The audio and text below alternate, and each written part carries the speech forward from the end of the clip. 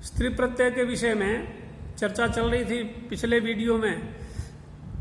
ये समय पूरा होने के कारण से ये नया वीडियो आ रहा है, उसी से संबद्ध करके इसको देखें। तो बात ये चल रही थी कि ये स्त्रीत्व अर्थ प्रातिपदिक का ही अर्थ है, टाबादी प्रत्ययों के द्वारा वो द्योतित होता है। इसलिए लिखा तत्र द्योत्ये टाप्स्या, और उसका प्रमाण है वागादि शब्द। वागादिषु विना टावादिकम तस्य बोधाच्य। वागादिषु वाक, उपानह, समित इत्यादि शब्दों में टाप नहीं है या टाप नीप इत्यादि स्त्री बोधक प्रत्यय नहीं है, फिर भी स्त्रीत्व का बोध हो रहा है। उससे स्पष्ट हुआ कि ये स्त्रीत्व भी या ये लिंग प्रातिपदिक का ही अर्थ होता है। उस प्रातिपदिक के अर्थ को टाबादी द्योतित कराते हैं, ये स्पष्ट हुआ। अतएव ये मानने पर ही, अर्थात ये प्रत्यय के द्वारा द्योतित होता है स्त्रीत्व, मूल अर्थ ये प्रातिपदिक का ही है, ऐसा मानने पर ही अगली बात की संगति बिठा रहे हैं। अतएव व्यावक्रोशी इत्यादि कर्म व्यतिहारे नच स्त्रियाम इति नचि नच स्त्रियाम इत्यैच नीप सिद्धि। देखिए, कृदंत में या कृदंत प्रकरण में भावबोधक जो प्रत्यय हैं, भाव अर्थ में होने वाले जो प्रत्यय हैं, वहां एक सूत्र आया है कर्म व्यतिहारे नच स्त्रियाम। कर्म का व्यतिहार हो अर्थात परस्पर कर्म विनिमय हो, तो स्त्रीत्व अर्थात स्त्रीलिंग में भाव का बोधन कराने के लिए नच प्रत्यय का विधान होता है। जैसे स्त्री प्रत्यय में भाव का बोधन कराने के लिए एक तिन प्रत्यय होता है, गति इत्यादि, वैसे ही परस्पर यदि कर्म व्यतिहार हो अर्थात परस्पर क्रियाओं का विनिमय हो, ये बताने के लिए, विनिमय बताने के लिए स्त्रीत्व युक्त भाव अर्थात स्त्रीलिंग में भाव को बताने के लिए नच प्रत्यय का विधान होता है। तो वी पूर्वक, आंग पूर्वक, अव पूर्वक कृष धातु से नच करते हैं। नच का ऐशेष रहता है, लघुपद गुण करते हैं, यणादि करके व्यावक क्रोश बनाते हैं। ऐसे इस व्यावक क्रोश में स्त्रीलिंग में आय प्रत्यय करते हैं, नच स्त्रियाम। स्त्रीलिंग में जो नच प्रत्यय किया उससे आय प्रत्यय कर देते हैं।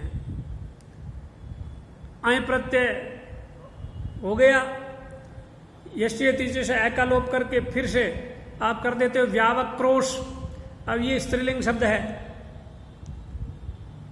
ऐसा स्त्रीलिंग भाववाचक है ये, उससे आप टिड्ढाणे सूत्र से अयंत होने के कारण से नीप कर देते हैं, नीप करते हैं। स्त्रीत्व को प्रातिपदिक का वाच्य माना तभी ये नीप हो पाता है, अन्यथा नहीं होता। यदि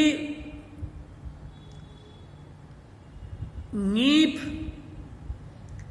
का वाच्य स्त्रीत्व होता तो इस नीप की प्राप्ति ही नहीं होती, नीप करवाने की आवश्यकता ही नहीं होती। क्यों कि नीप का जो वाच्य है स्त्रीत्व है वो तो नच प्रत्यय के द्वारा कह दिया गया, तो उक्तार्थानाम अप्रयोग है, ये बात आती। लेकिन जब आप ये मानते हैं कि ये प्रातिपदिक का ही अर्थ है, अर्थात व्यावक्रोश इस प्रातिपदिक का वाच्य स्त्रीत्व है, और ङीप के द्वारा उसी स्त्रीत्व का द्योतन करवाया जा रहा है, तो ऐसी स्थिति में उक्त का अप्रयोग वाली बात नहीं है, क्योंकि ये ङीप उक्तार्थक है ही नहीं। ङीप का अर्थ उसके द्वारा, नच के द्वारा कहा ही नहीं गया, क्योंकि नच का अर्थ स्त्रीत्व है, ङीप का अर्थ स्त्रीत्व है ही नहीं। ये तो स्त्रीत्व को द्योतित करवा रहा है, और वो स्त्रीत्व किसका अर्थ है? उस प्रकृति का, प्रातिपदिक का। यदि स्त्रीत्व के द्योतन के लिए ङीबादी नहीं होते, स्त्रीत्व के वाचक ङीबादी होते, तो ऐसी स्थिति में वो स्त्रीत्व तो चूंकि नच के द्वारा कह दिया गया, इसलिए ङीप पुनः उसी अर्थ को कहने के लिए नहीं होता, क्योंकि ङीप उक्तार्थक हो गया होता। उक्तार्थानाम अप्रयोग है, और उक्तार्थक अर्थात जिनका अर्थ किसी के द्वारा उक्त हो गया है, कह दिया गया है, उसका पुनः प्रयोग नहीं होता, तो ङीप का प्रयोग आप नहीं कर पाते। ङीप हो रहा है, इसीलिए हो रहा है कि वो ङीप का वाच्य स्त्रीत्व नहीं है, वो प्रातिपदिक का ही वाच्य है। इस बात के लिए उन्होंने ये पूरी बात लिखी, संगति बैठाई कि वागादिषु बिना पिटाबादिकम तस्य बोधाच्य, तस्य मन स्त्रीत्वस्य बोधाच्य। अतएव यही मानने पर, अर्थात ये प्रातिपदिक का ही अर्थ है, बिना टाबादि के भी प्रातिपदिक में भी स्त्रीत्व रहता है, ये कहने के कारण से ही, ये मानने के कारण से ही व्यावक्रोशी इत्यादि में कर्म व्यतिहारे नच स्त्रियाम, इस सूत्र से नच प्रत्यय करने के बाद में नच स्त्रियाम सूत्र से अय प्रत्यय करने के बाद अयंत मान करके टिड्ढाणे सूत्र से ङीप की सिद्धि हो जाती है, अन्यथा ये नहीं होती। ठीक है। व्यतिलुनीते इत्यादो द्विर्बद्धम सुबद्धम भवति न्यायेन द्योतक समुच्चयस्य दृष्टत्वात्। द्विर्बद्धम सुबद्धम भवति, दो बार बांधा गया, अर्थात किसी वस्तु को एक बार बांध दिया काम चल सकता है, लेकिन पुनः उसको बांधना सुबद्ध कहलाता है, अच्छा रहता है। ये करके पुनः, अर्थात वहां ये कह रहे हैं कि नच प्रत्यांत जो है वो स्त्रीत्व उसके द्वारा कह दिया गया है, तो फिर वहां वो अर्थ है ही, पुनः ये ङीप क्यों कर रहे हो, इसके द्वारा क्या कहना चाहते हो, तो का उसकी स्पष्टतर प्रतीति करवाने के लिए। यद्यपि वो कहता है, लेकिन स्पष्टतर प्रतीति करवाने के लिए, जैसे द्वौ आदि शब्दों में द्वित्व को द्विशब्द कहता है, फिर भी आप औ करते हो, तो द्विर्बद्धम सुबद्धम भवति, इस प्रकार से ये ङीप के द्वारा पुनः उसकी स्पष्टतर प्रतीति करवाई जा रही है। फिर इसमें ये लिखा सूत्र में कि अजंता अजादीनाम अकारांतस्य च वाच्यम यत् स्त्रीत्वम तत्र द्योत्ये टाप स्यात्। तो उस टाप स्यात्, इस मूल पंक्ति सिद्धांत कौमुदी की मूल पंक्ति को इस लघु शब्देन्दु शेखर में टाप आदि, टाप स्यात् ऐसा लिख करके इसके विषय में आगे बात बता रहे हैं। सच अधिकार प्राप्तात् अधिकारात् प्रातिपदिकाद् एव तच्च सन्निधानात् अजादि रूपम एव। तो का टाप स्यात् अर्थात अजादी नाम अकारांतस्य च वाच्यम यत् स्त्रीत्वम तत्र द्योत्ये टाप स्यात्। अजादी और अदंत का वाच्य जो स्त्रीत्व, उस स्त्रीत्व के द्योतन कराने के लिए टाप आदि होता है। तो का टाप किससे करोगे? अजादी के वाच्य स्त्रीत्व को द्योतन कराने के लिए टाप करोगे, लेकिन टाप करोगे किसके आगे? वो प्रकृति कौन है? तब कहा प्रातिपदिकात, अधिकारात प्रातिपदिकात इत्येव, अधिकार से प्राप्त हुआ। न्याय प्रातिपदिकात, ये अधिकार सूत्र है, उस सूत्र से यहाँ प्रातिपदिकात की अनुवृत्ति आती है। तो अधिकार प्राप्तात् प्रातिपदिकात इत्येव, अधिकार से प्राप्त जो प्रातिपदिक है उस प्रातिपदिक से ये टाप आदि करेंगे। तो कहा ये कौन से प्रातिपदिक से करोगे? अजादि का, अकारांत का जो वाच्य स्त्रीत्व, उस स्त्रीत्व को द्योतन कराने के लिए प्रातिपदिक से टाप होता है, ये अर्थ हुआ। कौन से प्रातिपदिक से? किस प्रातिपदिक की बात कर रहे हो? तब का सन्निधानात अजादि रूपमेव, वो प्रातिपदिक फिर अजादि रूप ही होगा। का क्यों? कहां लिखा है यहां? तो कहा सन्निधानात, क्योंकि ये सूत्र ये चल रहा है, इस सूत्र में प्रातिपदिकात की अनुवृत्ति आ रही है, प्रातिपदिकार का अधिकार आ रहा है, प्रातिपदिकात इसका अधिकार आ रहा है। तो सन्निधान माने पास में विद्यमान जो प्रातिपदिक है उसी का ग्रहण करेंगे। तो इस सूत्र में प्रातिपदिकात आया है, इस सूत्र में अजादि प्रातिपदिक, अजादि शब्द पढ़े ही हैं, तो हो जाएगा अजादि रूपात प्रातिपदिकात, अजादि प्रातिपदिकों से, अदंत प्रातिपदिकों से ये टाबादि होते हैं, ये मानना पड़ेगा। इसलिए लिखा सच टाप इत्यादि ही अधिकारात प्रातिपदिकात इत्येव, अधिकारात प्रातिपदिकात एव सच टाप भवति। कस्मात् प्रातिपदिकात? तब कहा तच्च सन्निधानात अजादि रूपमेव प्रातिपदिकम, वो प्रातिपदिक सन्निधानात माने सामीप्यात, पास में ही जिसका उल्लेख होता है उसी का ग्रहण होता है। जो बात चर्चा प्रसंग चलता है, बात करते हैं, तो कौन से शब्द या किस प्रसंग से किसी बात को जोड़ा जाता है? जो तुरंत पास में जो चर्चा चल रही होती है उसी से, उसी के क्रम में देखा जाता है। तो यहाँ आजादी की बात चल रही थी, अदंत की बात चल रही थी, तो आजादी अदंत प्रातिपदिक से टाबादी होते हैं, ये अर्थ हो जाएगा। अब एक बात और कह रहे हैं, मूल सिद्धांत कौमुदी में लिखा अजाद्युक्तिर नीपशो नीपश्च बाधनाय, अजाद्युक्ति ही स्तु। प्रश्न ये उठा कि अजी यहां अत लिखा है, अत माने अदंत, अकारांत, तो अज आदि शब्द भी अकारांत है ही है, अज आदि शब्द अकारांत हैं, तो अकारांत से ही अजादि का भी ग्रहण संभव है। तो फिर से आपने अजादि ऐसा क्यों लिखा?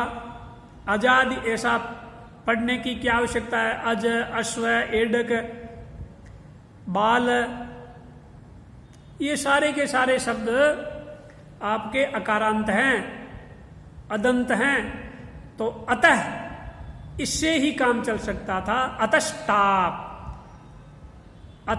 अतस्टाप कर देते, अत वर्ण ग्रहण है, वर्ण ग्रहणात अदंत का ग्रहण होता, तो अदंताटाप, और अदंत के द्वारा अजादि का भी ग्रहण हो जाता।